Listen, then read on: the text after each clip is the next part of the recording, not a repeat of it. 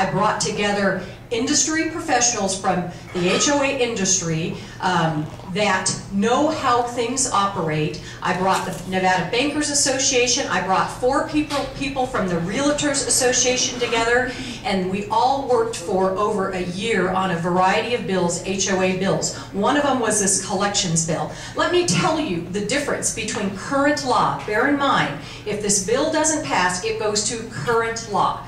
Current law is this. A collection service can collect $1,950 for a past due HOA assessment. SB 402 limits it to $1,500, number one. It also includes a 12-month process. You cannot foreclose on the home for 12 months. Second point, the current law has a $1,950 cap on the collection of HOA fines, a completely different thing from assessments. SB 402 has a $600 cap on the collection of fines. Current law, there are no cap on hard costs. SB 402, there is a cap of $1,000 on hard costs. This was determined by the I'm trying to think, the industries, publishing, other industries where third-party costs are incurred by collection agencies. They make no money on this, it's no markup, but we still did a $1,000 hard cap. Current law, no cap on attorney's fees. SB 402, very limited circumstances that one can use attorneys. They can only use them in a bankruptcy case and a litigation case. Current law, they can use them anytime they want and they can charge whatever they want. Current law, 9-month super priority for assessments. This is the big issue with the investors. Right now, HOAs get 9 months paid in the super priority assessment. They also pay collection costs and fees in that.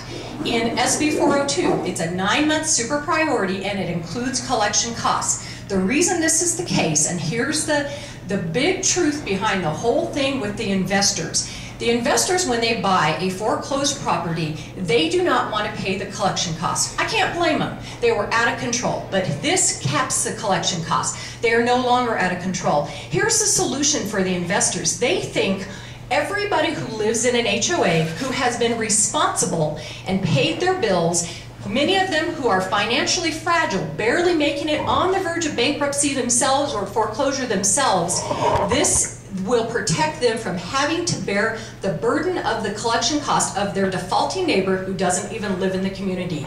So I'm asking, do we want to pass this cost along to every single homeowner in an HOA, or do we want the person, the investor that's buying that home, to take care of that cost? Next thing, current law. There are no payment plans for people who are getting behind in their payments for their assessments. This has mandatory payment plans. The HOA must offer the homeowner a payment plan before they can proceed with any fines, any liens, anything. Current law, limited notice provisions. Basically, you get these notices every once in a while according to law that says you're in default, you need to pay the fines. This SB 402 has a notice of schedule and fees at every single attempt to collect. So that homeowner will now know every single time that there is going to be a new charge on them, letting them know what the next point is. Current law, no time frame for filing a lien. They can file a lien anytime right now in HOA. SB 402, they cannot file a lien for 4 months. They must give that homeowner a 4-month opportunity to get that back assessments up to current. Current law, no time frame for notice of default. SB 402, they cannot file a notice of default for 12 months. Tell me these are not homeowner protections. Let me just go on the last part. My distinguished colleague from Clark 5 cited a court case that said that super priority payments are not valid for the collection costs. 3 separate district court cases said they were. So you've got 3 district court cases versus 1. Let me also talk about Freddie and Fannie. There's been a terrible scare tactic out there that Freddie and Fannie will not finance if this bill were to pass. The Nevada Bankers Association came before 2 committees in these past few days and they said it is absolutely false. The way it works, there is a carve-out in current law that says Freddie and Fannie only pay 6 months, period. Nothing's going to change about that with this bill, even if we let HOAs have 9 months of super priority, which is what is current law.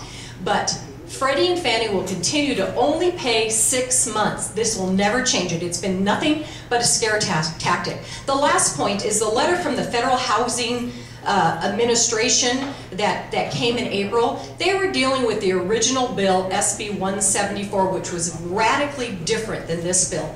This amendment was worked on by Legal Aid of Southern Nevada and Northern Nevada. Chairman William Horn facilitated it. I didn't even participate in this. I let them do it independent of me. We had HOA industry professionals. We took written testimony, written suggestions from investors, and we took written suggestions from realtors. And many of their things are all in this. So I asked this body, does SB 402 sound better to you than current law? Because if it doesn't pass, we go back to current laws, and these abuses will continue. Thank you. Mr. President, call the question. Mr. President, point of order. She's too fat for that jacket.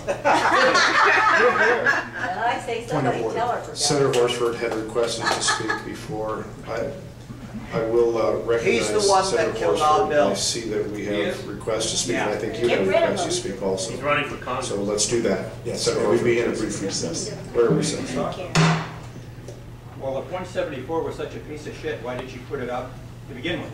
Oh, You because just there's said a 174 payday was at the end of bad. the rainbow for her on that bill. All right, let me introduce, Did they call a vote? no, not yet, they're in recess. Right now, they're scrambling. They're trying to get a vote. It's a voice vote. You're going to introduce a right, you should preface it by saying the investor she kept No, the referring to. greedy investor. The greedy Come on up, investor she Brett. kept referring to is Rudd. This is Rudd Premseret. So, Say it again slowly, Jonathan. Rudd Premseret. yeah, so what they're trying to do is to legitimize their illegal business practice, which is tack on thousands of dollars on every foreclosure, Right. which your tax dollars pay for by Fannie Mae, Freddie Mac, and HUD. So they're just trying to legitimize this, where I think the industry makes maybe $100 million a year by this practice. So Here in Clark County or? yes, here in Clark County. Here, 100 million a year? 100 million? 100 But that's million. quite a bit of money at Serious stake, money. isn't it? Yeah, So- we aren't talking nickels and dimes. I mean, that's more than I make in Find the industry. Got me beat. Yeah, you too. We hired one lobbying firm, Chris Ferrari. They had like 20, 25 lobbyists, They meeting the industry. industry.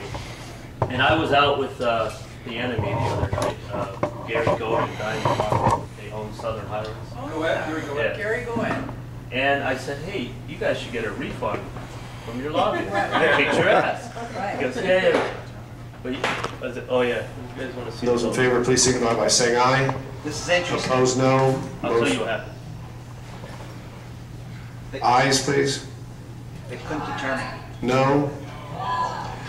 The ayes, please rise. This is highly unusual. Nays, please rise.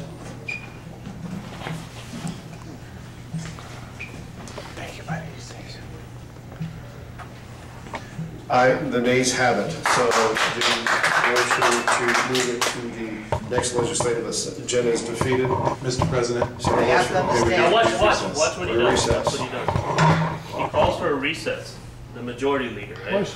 Because he's figuring why he can't get it passed. The Democrats have 11, Republicans have 10. So we got all the Republicans and we picked off 2 Democrats. Now behind the scenes right here, they're trying to do some backdoor dealings. They're trying to lean on Senator Schneider. He has an energy bill coming up, so they're threatening to pull that. But then they backed out because it would look bad to pull one of your own party's bills. And Senator Kewen, they're trying to lean on him, and Horsford goes up to him and says, I'm moving this. And Kewen says, I'm not. And he was so pissed. I mean, it was like a schoolyard bully and finally people stand up to him. Then on the other side in the assembly chambers, what happened, there was a bill for the Boulder City toll road. These guys on the assembly side, the Democratic leadership were trying to hold up the toll bridge. They said, Mr. President, the chief of staff is in with the, Let's come back to order. That's the Let's governor's go, chief of staff. order business 16 first. Senator Horsford, if you want to. thank you, just to update the body, the minority leader and I and the speaker and the minority leader from the assembly have met. The chief of staff in the governor's office is conferring as well. Senator Hardy is meeting with the assembly Republicans who, for whatever reason, aren't supporting his toll road bill, SB 506. So to be clear and transparent, that's what's going on. But in order for us to complete the business that we have, we passed the bill, SB 506, 21-0. So I would like to continue on with our business so that we can complete by the time allotted. Under order of business 9, I would They move only at this had about a time half hour left. that SB 402 be moved to the secretary's desk. the meeting is dead. But what happened was, Okay, we have a motion to move SB 402 to the secretary's desk. so what happened was, they're holding the toll bridge hostage. And the Republican sent his chief of, Governor Sandoval sent his chief of staff saying, if you don't pass the toll bridge, the session's over, forget about our budget deal. So this whole HOA issue came down to blowing up the whole budget deal that took, 4 Clerk, please signify by saying aye. So did we win? Opposed, no. We produced a stalemate, Motion is carried. SB 402 will be placed on the which next paves the way legislative for our agenda. current litigation. We're gonna win our. Can we consider please Assembly Bill? So we have lawsuits right now, which we are confident we're gonna win with the current statutes that are on the books. Now, when Senator Copley spoke about that they had won 3 court cases, what she was referring to was Attorney Adams was denied the right to take these cases through the district court. She said you have to go to arbitration first. How much have they spent in legal fees, Rudd? 90,000? Rudd, how much has been expended in legal fees on the arbitration cases with Percy? Over 6 figures, but hundreds of thousands of both sides. But I want to say the district court cases that David Stone is waving around, 2 of them are judicial foreclosures against the bank or the previous homeowner, and the other one was the Corbell order. And then they wave around, Michael Buckley waves around the Colorado Court of Appeals, which says collection fees can be part of a lien. And he uses that in his advisory opinion. But what they fail to say is that it's capped at 6 months. The lien is finite, 6 times the monthly assessment. You can include maybe $100, $200 of collection costs within that calculation, but it can never exceed 6 months.